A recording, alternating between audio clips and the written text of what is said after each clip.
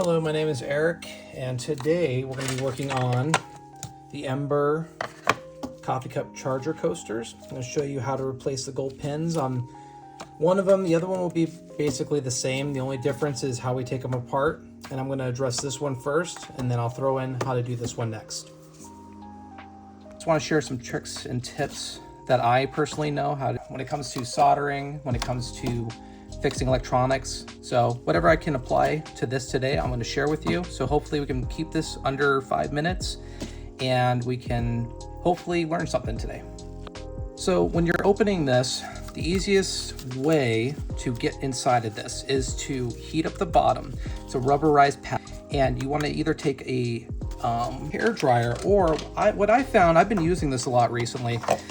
It's a little dirty, it's got a bunch of crud on it, but this is a coffee cup warmer, and on the highest setting, it gets stupid hot to the point where I don't feel comfortable leaving this plugged in my house because I feel like I'm gonna come home to ashes. So to get into this, you're gonna heat this up until you can kind of work, I don't know, like a plastic spudger. You can work like a spudger to get in here, and slowly the adhesive is gonna, as you heat it up with a hairdryer, you're gonna try and work this in. Be careful, wear gloves, don't burn yourself. So I am skipping some steps here because I already peeled this up earlier. And when we go to put this back together, you could just use the heat again, get it really hot, like really, really hot to a point where you can't touch it. And you're gonna put it down on a solid surface that can take some heat. And you're just gonna put something weighted on it, leave it alone, let it cool down. And this is like my third time opening it. It should be perfect after that. It should look like you were never inside of it. So we're gonna get inside, and hashtag not sponsored, but I love them. And you're gonna take I believe this is a T8 Torx bit. It doesn't have the security hole in the middle. You don't need that. It's just a regular Torx 8. And fortunately, you're gonna need a special screw for this. You could probably get away with a flathead. I don't recommend it because you could mess up the screw. We take that screw out. You can leave that alone. I could just stick it right here and just kind of stick it in place so it doesn't get lost. So now we need to separate down this seam right here. So I take like a plastic little spudger. This part's a little bit of a pain to get in here. I don't know why it's fighting me. It didn't seem like it was that hard the first time. I'm gonna keep playing with this, hopefully while I'm talking. Oh, I'm just winging it. Okay, so now we're finally in. And you got your circuit board, and it's very simple. There's nothing complicated here. I'm hopefully gonna have a solution to the circuit board. I've been reading comments that people have had corrosion on the board where it just eats at the board. I'm gonna try and address that in the future. I just got to learn how to do this. Anyway, I was poking around with this earlier, and I found that if you come in, if you want to take this whole circuit board out, you don't have to, but it would make it a little bit easier. Okay, so I kind of work it up like that, and it starts to like point up. You can use like a flathead or something. Just do not poke yourself. And once we got that loose, that's where you plug it in. We're free. I don't recall if you had to peel this off, but when you open this, you will have some white adhesive. It's kind of like a foamy adhesive that sits right around here like a gasket. Unfortunately, it doesn't work that well, or maybe they just didn't put it on that well at the factory. So I pried that up. I don't think there was any adhesive there, but I'm just gonna warn you to take it slow. Let's not break anything. Next thing you wanna do is take this plastic little sheet off. You wanna come straight up. You don't wanna break these off because you might tear off a solder pad. Well, I guess I'll just show on the camera down here. Now you don't have the stringy bit. So this is the broken one. This is the good one. Push down on it, springs back up. Hopefully you can see that, so you can zoom in there. And we're gonna go ahead and remove these. But what we're gonna do is we're gonna take our soldering iron. I'm using about 420 degrees Celsius still. I switched irons. We're gonna grab as much as we can of the connector. You could just heat it up, and I'll show both ways. So you can heat it up and just kind of fling it. As long as you're not doing this anywhere near something flammable, just be careful. Heat this up, pull it up. And we're gonna take our little soldering braid here, and we're gonna hold it with the tweezers because it does get hot quickly. And we're gonna basically just heat up all this solder. We're gonna pull it off, and we're gonna clean this up and make it look pretty so we can come in with our fresh solder. Q-tip with a little bit of rubbing alcohol will clean up the surface, make it a little bit easier to make sure you got a good clean surface to work with. So I'm gonna use a little bit of rubbing alcohol here, nothing special. Clean that up. Okay, that looks good. And we're gonna take our solder, this This might be the original one I was using. It's plenty of solder. I like to give you guys as much as you can need, just in case you have to do it more than once. Not everybody's got hours of experience or hundreds of hours. I think I got maybe 100, maybe up to 1,000 hours at this point, but I still don't feel confident some days. But I don't do this for a living. I think I'm doing pretty good. All right. Okay, so we're gonna do the left one first. We're gonna heat up the solder. Maybe put this on top of the tip. Maybe that's the strat. Heat up the gold, and then we're gonna bring it down, because when you drop that cold, it's, you know, relatively cold in comparison. Also, you gotta be careful there. See how I was touching both solder joints? You do not want these connecting at all, or else it's gonna negate everything that we're trying to do here. Okay. Grab our last golden pin, push down. Actually, I want to grab it from a higher point. You can use regular tweezers again, by the way. I just use a bunch of different pointy tip ones because it kind of makes it easier until it goes flying. And would you look at that? That's why you probably should use regular tweezers. So I'm going to try and be gentle here. Try this one more time. I'm grabbing a little bit lower, probably not preferable. I don't think the tweezers should get welded to the solder, but we'll see here. So we'll heat up that joint, get that nice and warm, bring this on top, kind of let it cook, get a little warm up. And we're gonna lower that down on top of it. That didn't really seem to do what I wanted it to, but that is flat. Those gold pens really just pull so much heat away, and it's really just a game to get it on there and quickly, and then make sure it's a good solder joint, because there's nothing worse than a cold solder joint that's just waiting to fail. As long as you got nice shiny metal, should be good. Relatively. I don't like any of this, but I also, touching it up is kind of a gamble. It seems like it just got too hot. Maybe I'm using too high of a temperature. Okay, let's try our fitment test here. That does not work, so we're gonna have to try something else. There could be a possibility of too much solder, so I want to come in, we're gonna touch this up, we're gonna try and get the solder wick down low, pull some solder away. We see some coming into the copper, so I stopped there, because I don't want to pull too much off. I just want to get that little clump that seems to be fighting me. It could be also absorbing heat. I just made another little clump. Why? Okay, and then the left one seems a little crooked, so we're going to heat that up. Okay. Now let's try it again. Put this on top.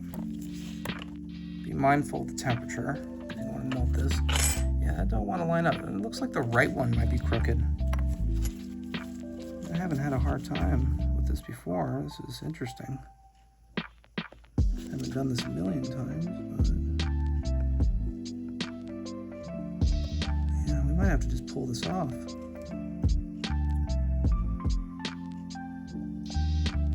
Okay, well, that's interesting.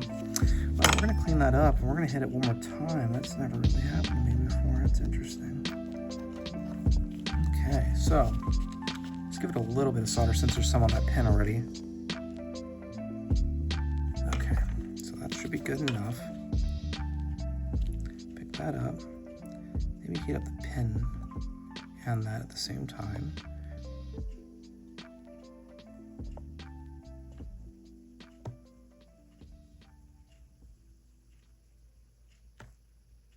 Okay, I think that got it that time. I'm glad I got that on camera, because not everything goes perfect in life, and sometimes it's better to see a problem come up for somebody else and watch them learn through it and figure it out. But all right, so both pins are still straight. It should be good. I could go ahead and just put it back together and test it out and see how it does. Okay, so now that we have everything ready, we can go ahead and take our pieces and go ahead and pull that plastic off. Be careful, pull it straight up. You don't want to bend those pins, rip a trace off, and then it's game over. So we're going to take a little bit of this clear adhesive, and I think the best thing you can do, in my opinion, is try to cut a fine tip on it. Try and come in and just apply a little bit on the outside, you know? Maybe I can just put some on here and I can just come in and show you what it looks like afterwards. You're going to really want to take this slow. Depending on the adhesive or you're using, you're going to want to take your time so you don't mess this up, because if you mess this up, it's gonna be really hard to clean that off. And if you get this on the gold connectors, this is gonna inhibit your ability to charge your device or gunk it up, and then we're back to square one. We gotta replace gold pins. We don't wanna do that. We wanna knock this out in 30 minutes, enjoy a cup of coffee, and then move on with the rest of our weekend. Knock out some other stuff while we're at it.